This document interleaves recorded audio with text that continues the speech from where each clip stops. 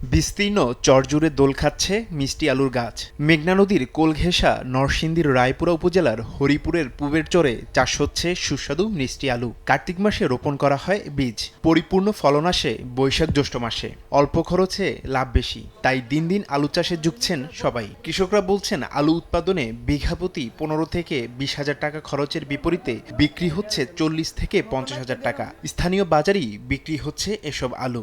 আমি 2.5 বিঘা জমি লাগাইছি, 2.5 বিঘার মধ্যে 1.5 বিঘা তুলা হয়েছে। চর এলাকার আলুটা খাইতেও স্বাদ বেশি এবং মিষ্টিও হয়। খরচের দিক দিয়ে কম, এরপরে আমরা এই পরিমাণ কম লাগে, আমরা এইটা সুবিধা হয়, এটা আমরা ব্যবসা আমরা হয়। অন্য সব জায়গার চেয়ে এই জায়গার আলুটা খুবই ভালো। যেমন নীলিকার হরিপুর আলু এটা সবচেয়ে 1 নম্বর আলু।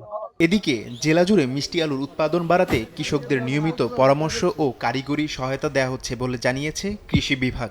মিষ্টি আলুর আধুনিক জাতের চাষ এখানে আমরা বাস্তবায়ন করতেছি, যার ফলে কৃষকদের মধ্যে উচ্চ ফলনশীল যে এই জাতগুলো চাষাবাদ করার ফলে কৃষকরা লাভবান হচ্ছে এবং পুষ্টিগুণ সমৃদ্ধ এই মিষ্টি আলু পুষ্টির চাহিদা মেটাতে খুব গুরুত্বপূর্ণ ভূমিকা পালন করতেছে। জেলায় চলতি মৌসুমে 860 হেক্টর জমিতে মিষ্টি আলুর চাষের লক্ষ্যমাত্রা নির্ধারণ করা হলেও আবাদ হয়েছে প্রায় 883 হেক্টর জমিতে। সময় সংবাদ, নরসিংদী।